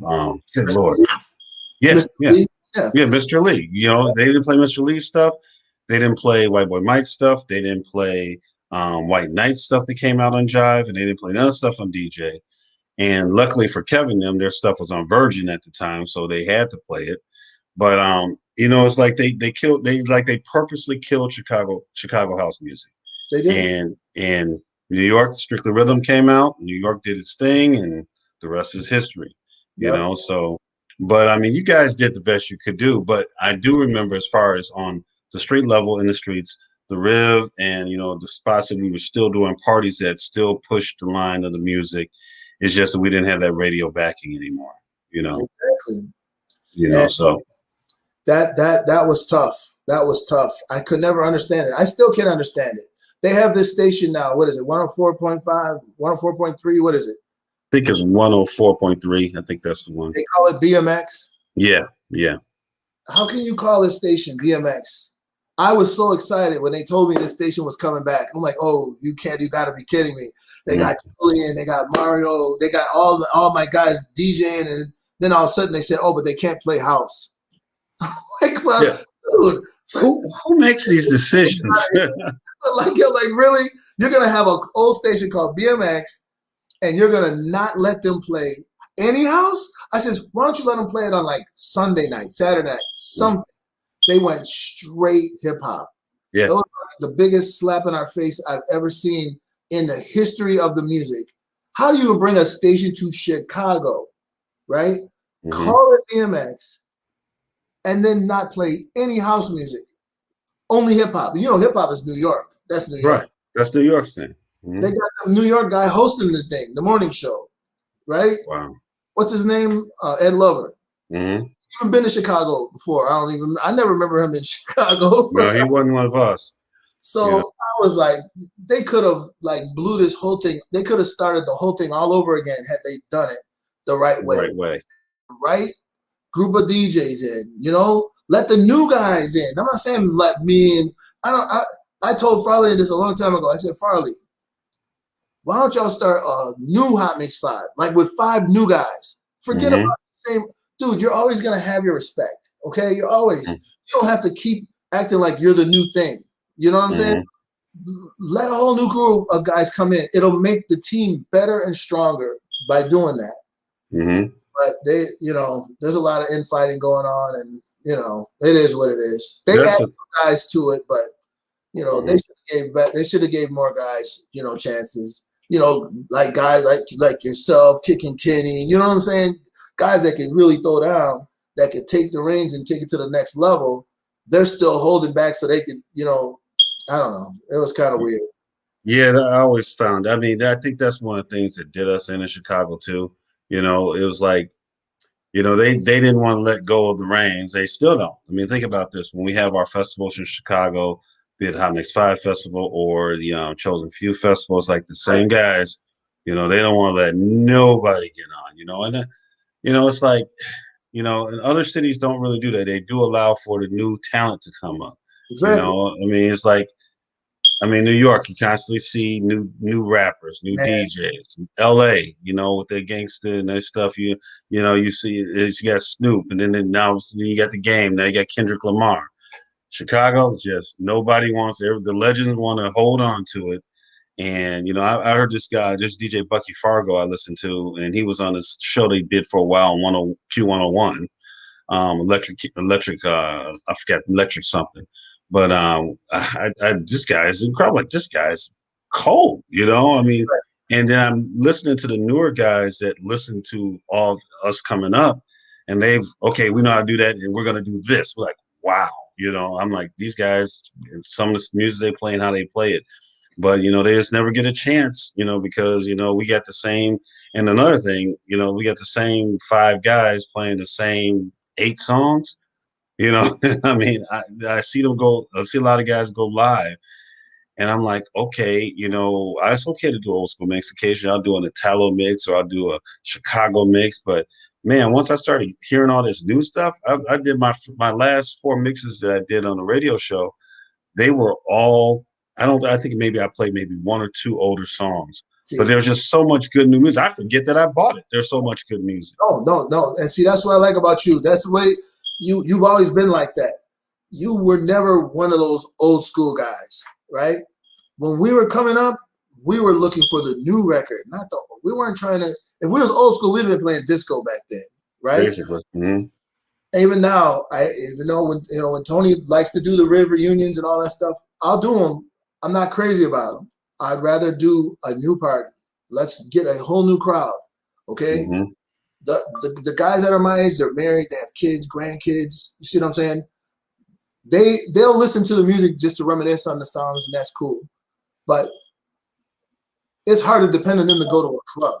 You know what I'm saying? Let's go after the new guys, the new 21-year-olds and the 18-year-old, and the man. I always wanted to play the new stuff. That's always been my drive through this whole thing. So I hope that it was kind of weird for a minute, like a couple years ago, that all you seen was nothing but old school parties, right? The Hot Mix 5 reunion, the Hot Mix 5 this, 40-year, 30-year, 25-year. I was like, if you're gonna wear it, you're gonna wear it out, man. If you guys could give it a little, give them a little bit here and there, but don't just overdo it every single week, And then, like you said about this crab thing in the bucket thing, the Chicago is the worst. All right. When I did my album, when I did the mic featuring all these artists, my plan was that I was gonna launch 5 artists out of this. Okay. Sean Christopher was the first one. Soon as I had a meeting, Clive Davis called me to a meeting, right? He says, Mike, how do you feel about us changing this to Sean? I'm like, Clive, that's the whole plan. So we changed the name from Mike featuring Sean to Sean Christopher. And then we did an album on Sean Christopher, right? House Music Anthem, okay? Marshall Jefferson featuring Curtis McLean, right? That was probably the biggest house record ever. But you never seen a follow-up. You never seen, like, they should have brought Curtis out as an artist. Marshall should have fed him more songs. And this dude could be a platinum artist right now. You see what I'm saying? Instead, they had one big hit. Marshall did not sing it, but it says him, people you would think it did wonders for his career, made him look like he did, which he did. He did a great job on the song. But what was the whole purpose of the song? Was the purpose to launch Marshall, or was it to launch Curtis, or was it to launch house music? What was the whole reasoning behind it? Where's the end goal? Where's the end game here? And I think that's where we missed it a lot in Chicago. We had some really good artists. Jamie Principle probably should have been like Prince, Yes, yeah, Jamie Principle. He really inspired us to do house from the beginning. Right? Yes, he did. When I heard Your Love, that was it. Oh, yeah. And then you had, my favorite of his is It's a Cold World. I will rock It's a Cold World just how it rolled. Right. I think the Chicago guys were doing the mistake the New York guys did early when it was Eric B. and Rakim, when the DJ wanted to be the guy, right, and it shifted to be about the rapper. Chicago guys, like when Chip E dropped Like This, my copy of Like This, I have the first few copies, says Chip E Like This. Right. And then I saw a few more later saying K Joy, or like when Mark Imperial did Love I Lost, it was Kevin Irving singing, but it's Mark Imperial, and nothing against those guys. I know why we did it, because at the time we were still learning about the game, but we had some incredible art. Kevin Irving, incredible singer. Curtis McLean, incredible. Daryl Pandy, Byron Stingley. Sean Christopher. She was incredible. So it was good that you did put it to the forefront. I remember I saw her in Soul Train, and she mentioned you as getting over the project and everything, but I didn't see you go on Soul Train. It was her, and Yeah, and that was a good thing. I think if we got caught hold of that earlier, we might have some different outcomes here in Chicago. But it was just a few things. You know, I always see these celebrations of V103. You Hmm. know, and people, oh, V103 started this year, and I told Benji one time, I said, Benji, I said, I said, I don't. Every time I see a V103 celebration anniversary, I said, that's not. That's, to me, that's a death party. He said, what do you mean? I said, that means the death of WBMX. No, it That's was. how I look at it, you know. You're absolutely right. And I asked them when they did V103, I'm like, we had the hottest show in the history of music, right? Mm-hmm. Our rating share was me and Bill had an 18, 19 share rating. 80,000 people per minute listening to our mixes on a Saturday nights. Unheard of. 80,000, okay? And I asked the program director, I said, man, why would you guys kill that? He goes, because the mixes took over the station. He said, we had to kill it all. He says, we can't make any money. He says, we sell national advertising, right? That means that my morning guy and my afternoon guy have to be my hottest two guys. That's how I make my money. He says, you guys, ratings was killing the morning and the afternoon guy. I have more rating share and more people listening than the afternoon guy and the morning guy on his show. And because of that, they had to kill all the mixes, all this stuff that we did, because they didn't want any affiliation with it because it was that powerful. You know, now what they should have done, they should have taken Farley and Julian and made them the morning show. If Farley would have been the morning show jock, I'm telling you, it would be #1 to this day. Okay, Yeah. Farley he is the funniest guy. If you get him talking and on the air, he is the best. Okay, Julian, another one. Frankie Rodriguez, Tim Schomer, all these guys they're fantastic behind the mic. I like to be in the shadows in the background playing music. Right. But those guys are the forefront. They like to talk, and they're really good at it. If they had embraced those guys and put them, you know, in the morning slots and afternoon, that was the next progression. When Doug Banks was doing, I met Doug because I DJ'd Doug's show at night. Doug was the night DJ from 6 till like 10 o'clock. Okay, I remember that. I used to do DJing for him. Then Doug got the morning slot when Bob Who, remember him? Yep. Got fired, right? Then Doug went to the morning. Tom Joyner had the afternoon, and then I think it was like Marco Spoon. It was a powerful freaking lineup. But that was where they come from. They come from the night show.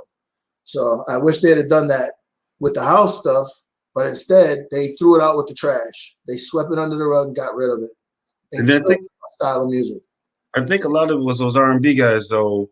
They were jealous of house and hip hop as they were emerging. You know, it was like, well, that's not real music. Instead of embracing it, because we saw which way house went.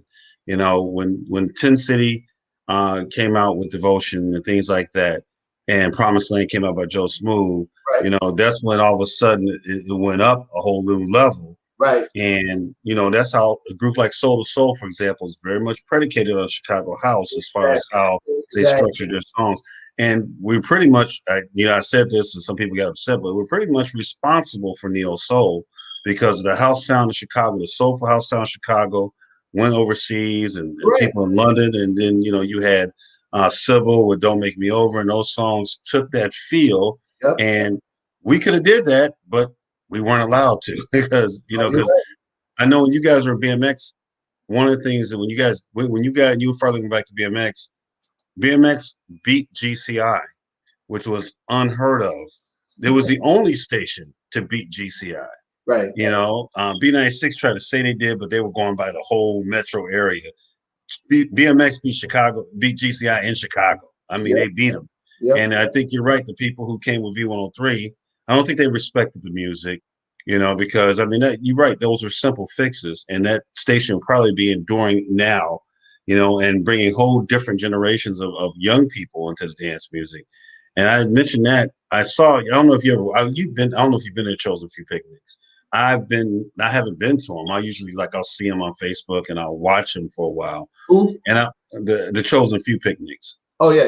Yeah. Now the thing that I noticed most about the Chosen Few picnics that concerns me about Chicago house music is the crowd keeps getting older. I don't see a new crowd You know, sometimes people bring their kids, but I don't see a new crowd of young people that Right. are coming to hear the music. That should be something that people should be trying to bring them to, you know, and that's what disturbs me. And it's only Chicago, and it's sad because New York, even though New York is the home of hip hop, there is a house music crowd in New York, a very prominent one. Right. London, Manchester, South Africa, Berlin, Right. you know, Spain and Portugal, and down in Brazil, and even in Los Angeles. So I'm like, how is it that we can't, at the home of house music, can't get a consistency regarding new DJs and new music? It's amazing to me. Yeah, man, it gets deep. Now we switch over into your realm, into your political realm. That's political, you know. Mm-hmm. That's got to do with black and white, and it's freaking. That's the racist part of Chicago. You know what I'm saying? Mm-hmm. Because that kills us. That's what's been doing it. We're fighting within. And I'm going to say this because, you know, I wasn't on the station, so I can say this. I'm saying from my observation, when B96 came on, to me, it was, we're not going to play any of the black music, the stuff like DJ Pierre, the stuff Lil Lewis make. We're not going to play. I don't care. Fast City. We don't care how much this is hidden. We ain't playing it. Right. I think they let Cool Rock slip through a couple times. Right. You know, but other than that, they didn't play the stuff. They didn't play the stuff Ralphie and them were making, you know, or the stuff. I'm like, how do you guys not do that? You know, and I think it was, and to me, it looked very racial to me. You know, the party started to change when we were mixing. The good thing about, and us come from a world, we could always throw a party and have an interracial crowd in heartbeat because of the music we played. We played broad music. And I started seeing that around Chicago at the Riv when you guys did. It was an interracial crowd. It was not a pure Latin crowd or a pure white crowd. Everybody went. Everybody enjoyed it. And it seemed like B96 started striving to have more of a white crowd only. And I think that killed the music. They killed it. They killed the movement. Destroyed it. It really did. No, that's exactly what happened. And I'm to this day, I'm freaking perplexed because the one of the main guys was I thought was my guy. You know what I'm saying? Mm-hmm. Like my guy was me when we started China Club, right? We started on a Thursday night. We started with ladies' night, and it was Todd Cavanaugh and myself. That was just me and him. Tony Batoy was a promoter, and we started this night, and we built that crowd up to the point where their little Thursday night was bigger than their Saturday and their Friday. It was just as big, right? And so Todd knows the power of this music because he was there. Now, he was the music director at the time. He got promoted to program director.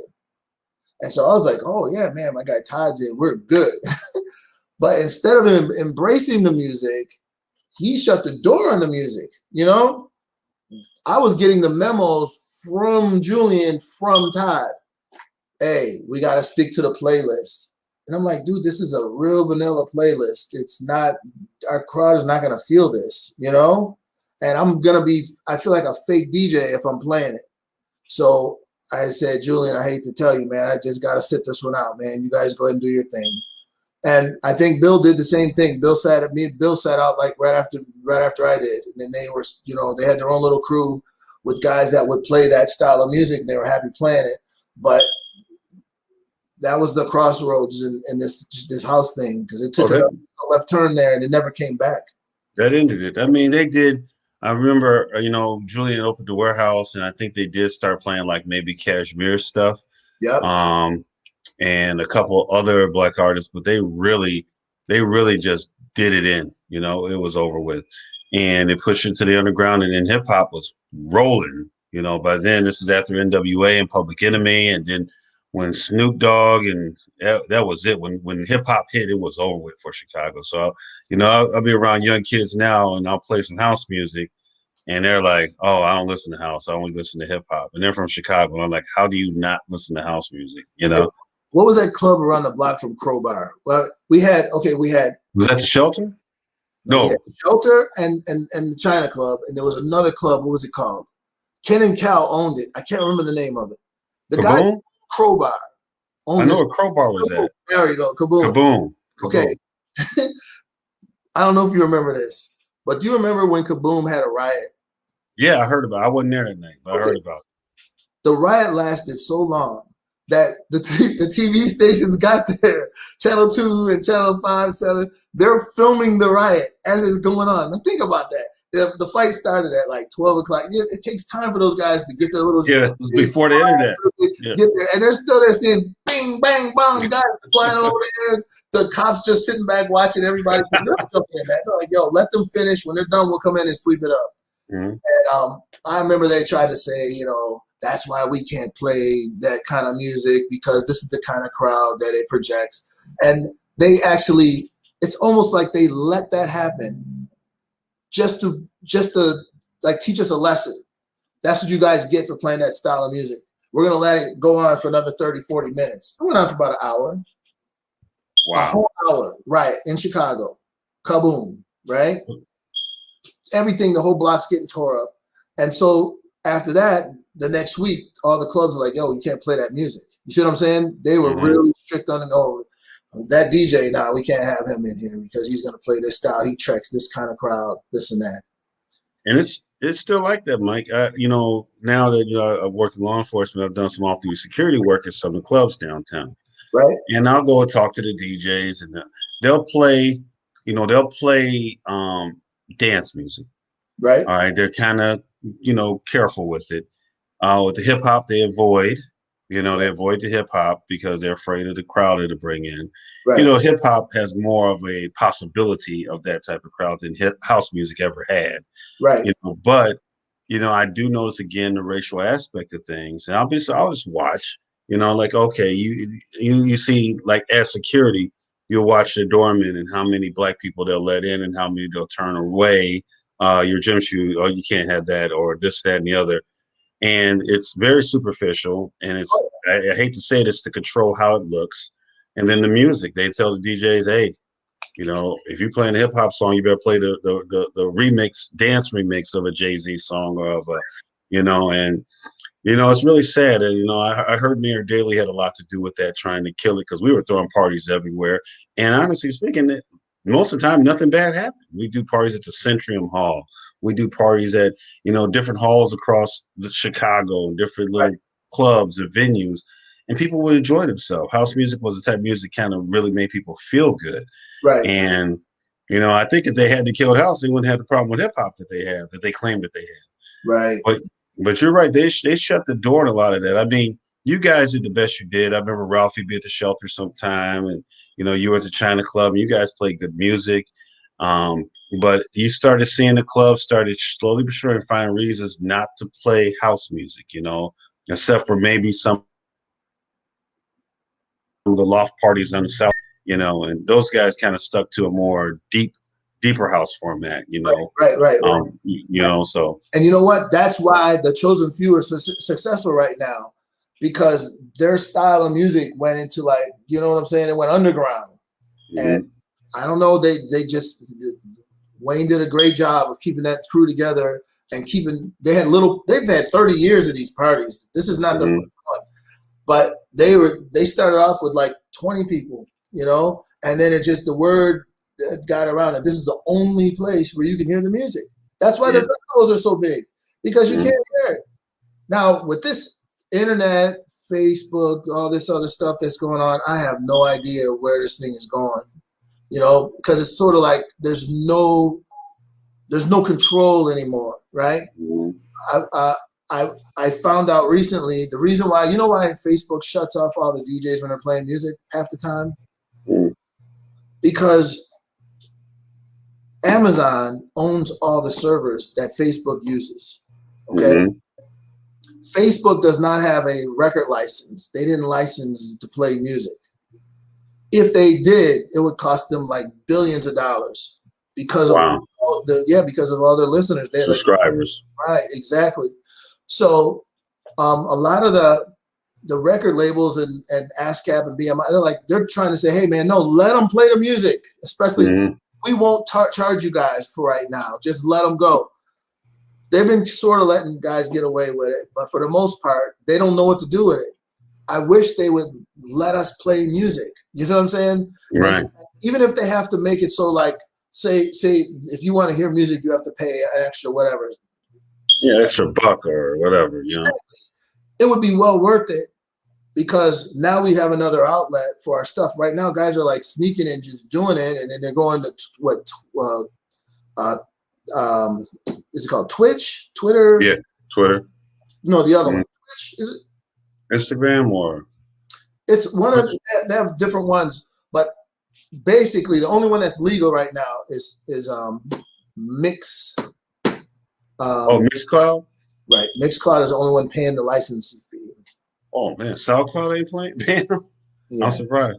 Well, SoundCloud's out of Europe. SoundCloud, they said if they decide to do it, they'll blow up. The whole industry will be huge because everyone will go to SoundCloud and do it. They haven't done it yet. So we'll see what happens. But like you said earlier, man, the music's so fragmented now. There's like 24 different styles of house music. Right.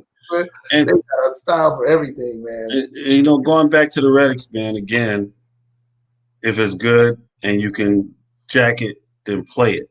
And again, I've done some mixes. You know, our friend Reggie Chandler does a show, and I've done some mixes on his show, and I get responses from people. Right. And people email, hey man, I heard your mix, and it was awesome. It was great. I enjoyed it. Ooh. And you know, wow, you played this. Well, this was this genre. This was your genre. I said, I don't even think about that.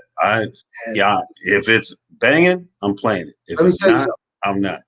That's why I called Reggie and asked him if I could get on your show, because listening to you guys, man, your mixes, you guys' mixes were off the chain. I was like, I had to wait. I was like, okay, we got Memorial Day. Good. I'm gonna get some good mixes in. Labor Day, Thanksgiving. I said, hey, Kitty, man. I talked to Kitty. I said, hey, man, why don't you ask Reggie if I can get on with y'all, man? I gotta try to. That you guys was putting it on, man. That style. Whoa! If we had BMX now and you guys had those mixes on, people would have lost their mind. Seriously, it's a seriously great quality show, you know. Mm-hmm. And I wish it had a better way to get it out to more people, you know. Right. Yeah, station. But yeah, you guys have been putting on some serious stuff, man. Well, every time I listen to the guys, we have Daryl on there, and then Richard Jimenez, and you know, Mike Spikener and Kiki Kenny, and you know, we all the guys on Tony or Tito, you know, and I listen to them. I'm like, oh wow! I get my little phone, let me Shazam that and Shazam, man. I'm going to let me go to the track source and bring it down, you know, and it is. I have a good time doing it, like I said, and. Another thing that made me start mixing the newer music, like what you said, I would do mixes, I put them up on YouTube. Right. So, you know, and I was still kind of moving, you know, I kind of really stopped doing it a lot, except for the crib in the 90s. So I would start with maybe some strictly rhythm stuff like the Don, the Horn song or something. And then I started noticing YouTube was shutting down like the whole blanket my mix, all the stuff that I played from Strictly Rhythm, because I guess Warner had the license. And I'm like, I tried to email and say, hey, you guys realize that we keep those songs alive. Exactly. And people hear them and then they want to buy them or they want to play them. Exactly. You know, and by you shutting it down, okay, well, I can only play the stuff that you're not. And so that's all the new stuff that's coming from overseas and all the different songs. I'll rock them then, you know. Right. But on the other hand, it made me look at the new stuff and go, wow, because now I download songs at least, 3 or 4 times a month. You know, maybe I'll get 10 or 15 here and there, different genres. Right. I bought so much stuff, I forgot that I bought it, you know, so I'll make a mix and I'll go, oh, man, I forgot that one. You know, it's just, exactly. I'm having fun with it. Yep, you're right. Stuff that we bought, like, I've done the same thing when when your computers crash and you go back and you pull up your old computer and you have folders there of songs that you would be, oh, man, I forgot I never played these songs. Oh, man, yeah, you're right. Those are fun, man.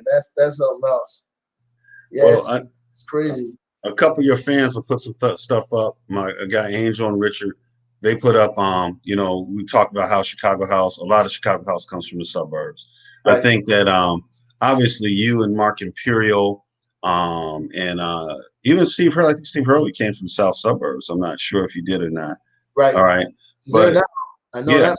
Right. So you guys, and Julian, I think Julian's from the burbs too. I know Bill was. Julian definitely from the suburbs, yes. Yeah, because Bill went to Proviso with some friends of mine. West. He and Julian both went to Proviso West. Okay, yeah. So that's why everybody knew Bill was bad from there. They said, man, this guy's good. But Chicago guys have a habit, not just with ignoring just ignoring the Hot Mix 5 and BMX. I think they ignore the contributions that you guys brought from the suburbs and how we pushed the music, because you guys pushed it to us and then we pushed it and started making our own tracks and stuff. You know, like I said, I'm nothing against Chicago DJs. You know, I respect all the guys from South Side, West Side. But the thing is, and this is going to sound arrogant, so nobody get upset. Right. But the reason why I feel we are superior DJs, and right, is because, let me put it this way. There was a party I did. I won't mention the names of the DJs that were there. It was out the South suburbs. Right. And all these guys are my age, Mike. All these guys are my age. So they're playing music, and everybody's like trying to do their best Frankie Knuckles impersonation. And they're playing all this deep disco, and the crowd is kind of feeling it. I'm looking at the crowd like, all these people are our age.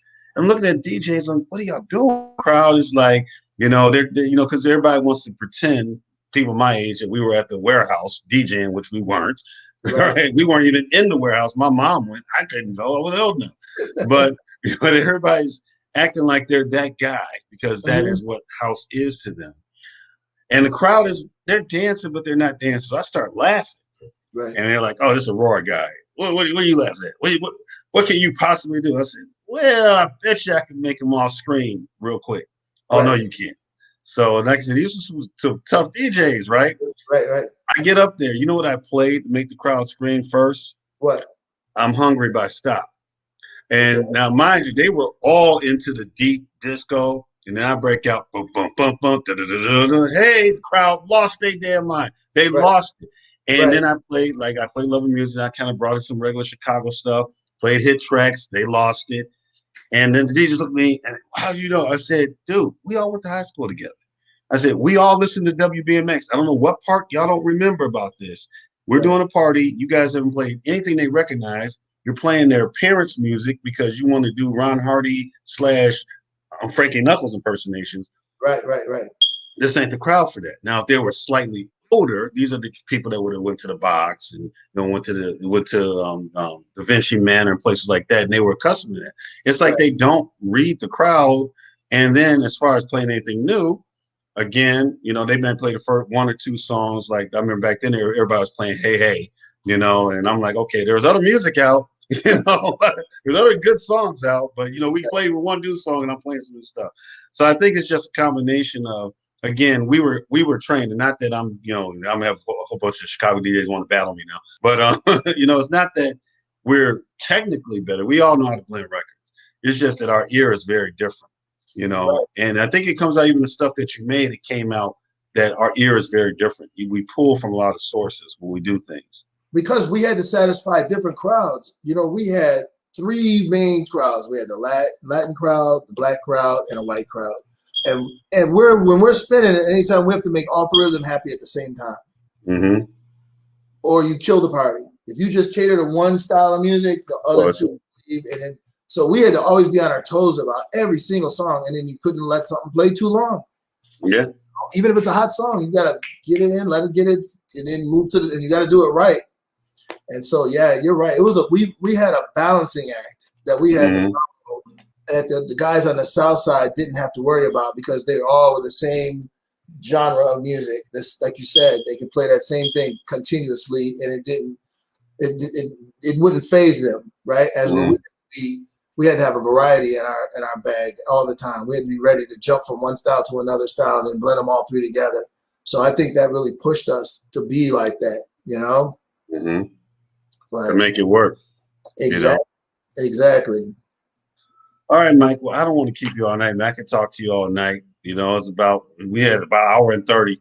You know, of course, anytime you want to come and talk again, before we get off, tell people about your projects, what you're working on, what you're doing, where we can follow your music, things like that. You know, let everybody know what's up. That's a good. You know what?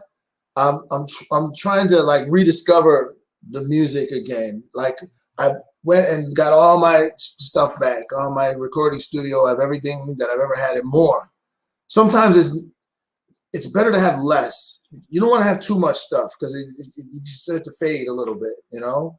But I'm excited about some of these music programs that came out, especially this the Serato studio thing that came out. Yeah, I saw that. It looks good. It's pretty. If we had stuff like that when we come up, oh my God, who knows where music would be right now.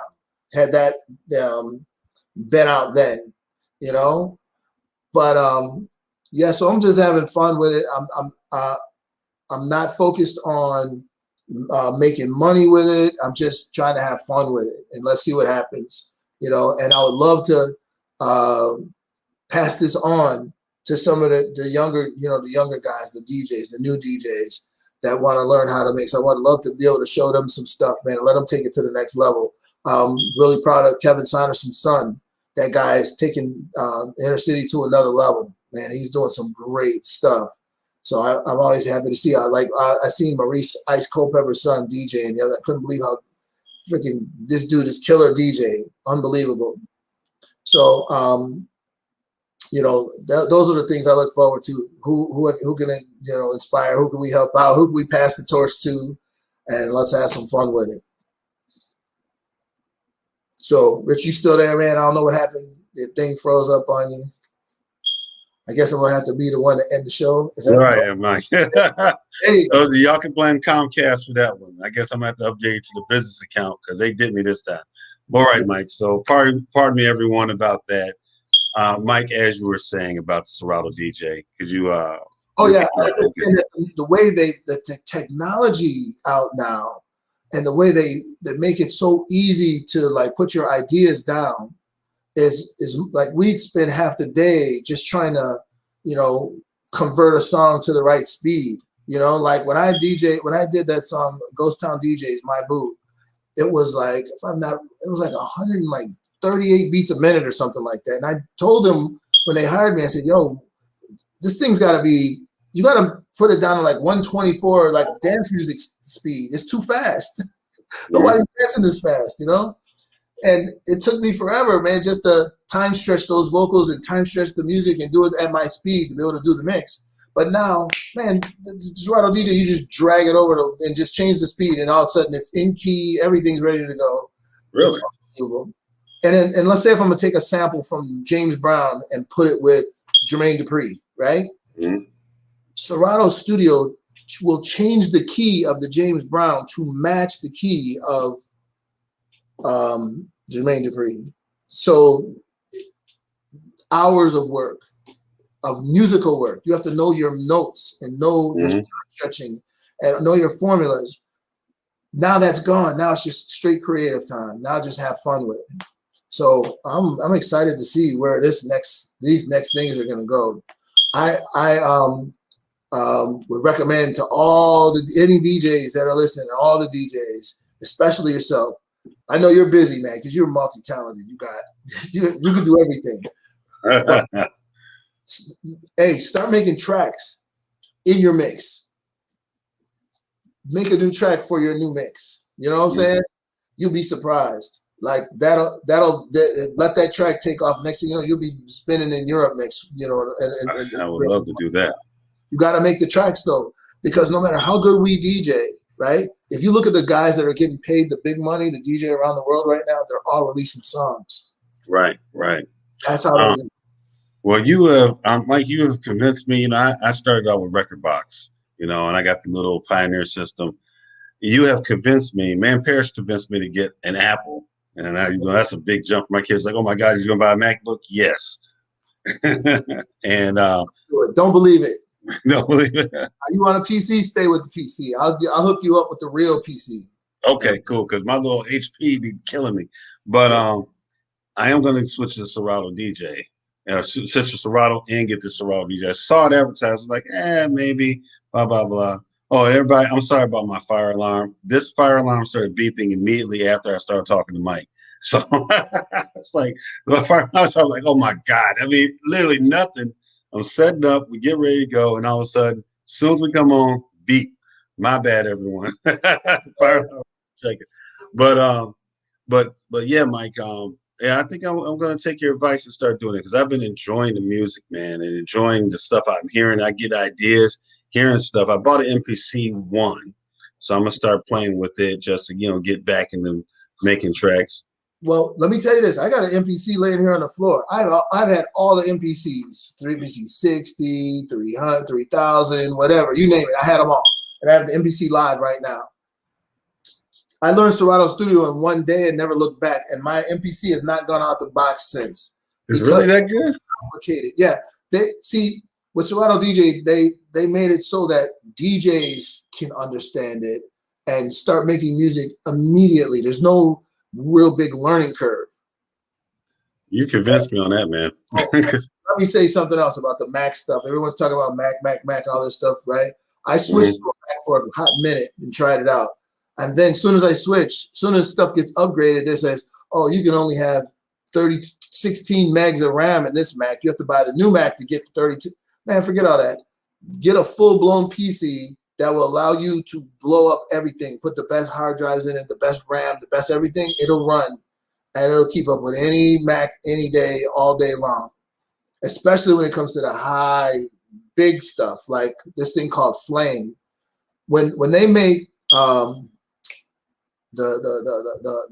animated movies, the Avengers and all that stuff, right? They use this program called Flame. Flame don't work on a Mac, okay? They're doing Flame on a PC. They're not using Windows, but they're still doing it on a PC, you know? So, but you know, don't fall for that big money Mac stuff, man. It's crazy. Some of you guys swear by it, but I'm not a fan. Well, I'm going to have to talk to you a little bit about that, you know, later, because I want to set some stuff up because I really want to start making tracks. Because the stuff I've been hearing these guys in South Africa are killing us. And I mean, I'm like, God dang, this stuff is so cold. These songs are so damn cold. I wish they'd have been out back in the day. Exactly. I've heard some songs. I've sat there and just sit there and like, oh my God, just sit there and listen to it over. And I'm like, oh my God, what was this guy thinking? And I hadn't felt that way about dance music. I heard stuff right? Not a long time, but these guys are killing it. Yeah. They are literally, I'm like, wow, this just, they blow my mind. And the good thing, you know, with a new DJ software, I can chop them up and sample them and remix them.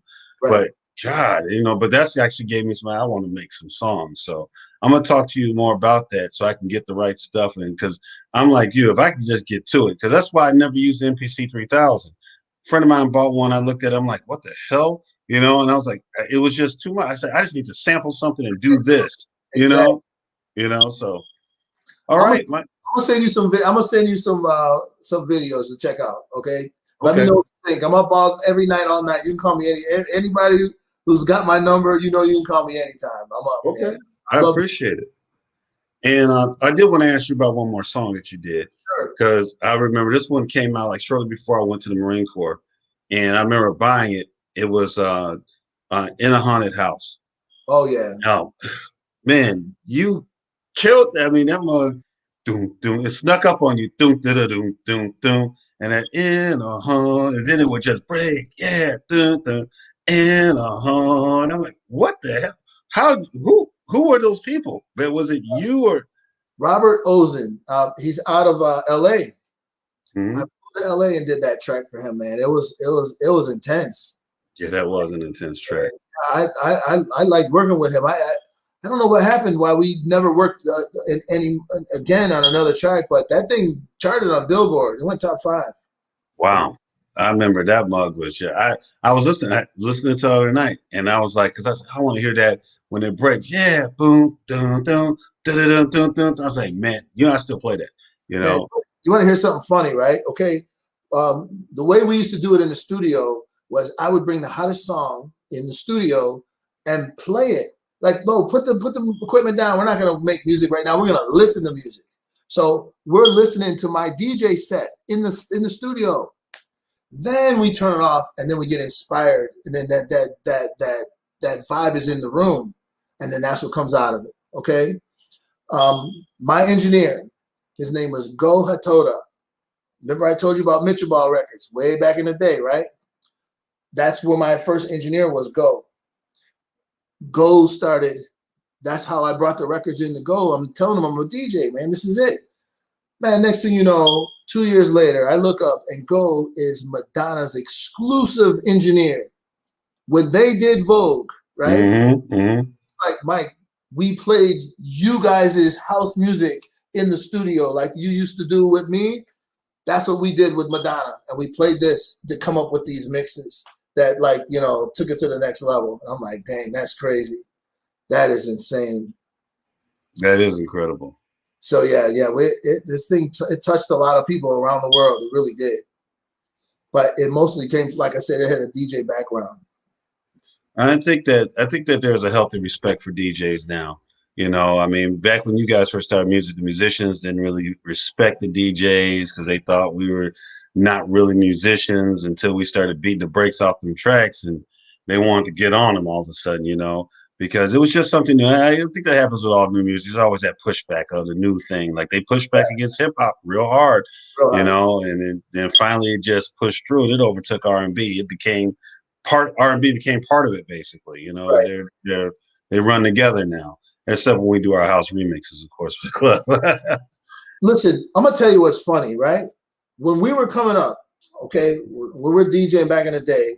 I remember they're like, "Oh, Frankie Knuckles, that dude's like 40 years old." Like, man, shit, when I get 40, man, I'm gonna be DJing. Are you kidding me? I remember when I forgot the DJ's name, but one of the guys from New York, when he had his 50th birthday, like as a DJ.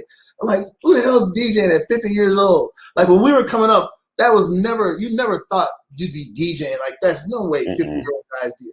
Man, now I'm thinking, damn, we're gonna be DJing probably in our 80s.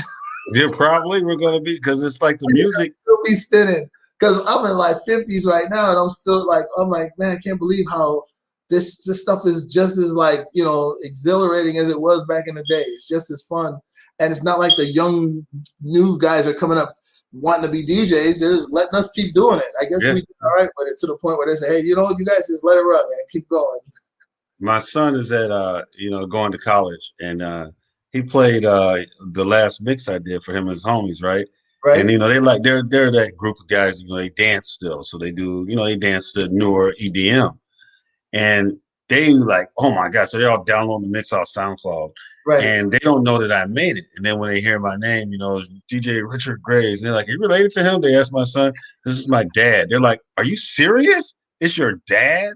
You know? And I'm like, I never thought of it that way. I'm like, yeah, I am 50. Wow. And these kids are getting into what we do because we still know how to. I think it's just how we came up. You had to be able to beat the box and you had to mean it, you know, so it's just something that carries over. House music being so primal is one of those things. Dance music is always, that's what it is. So no matter what age you are, if it's good and it's new and it's hidden, people who like to dance are going to dance to it. Exactly. This is cool, man. Well, all right, Mike.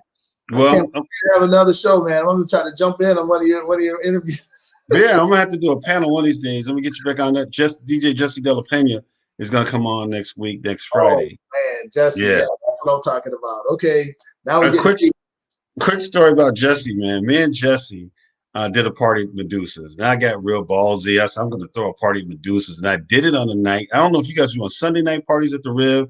I think you guys were doing.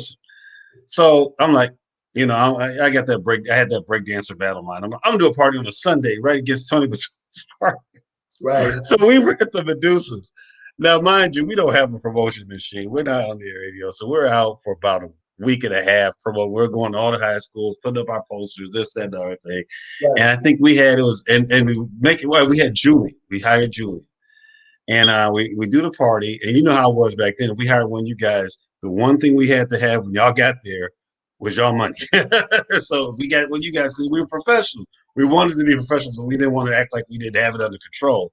Right. So we're at Medusa's. I swear it's probably about 20 of us. That's it. 20. I mean, we can't compete with a Tony Batoy party at that time. Right. There was no competing with it. Right. So Julian comes to the party, and I'm like, oh, God, I don't get Julian's money, Lord Jesus. But I'd hired Julian so many times.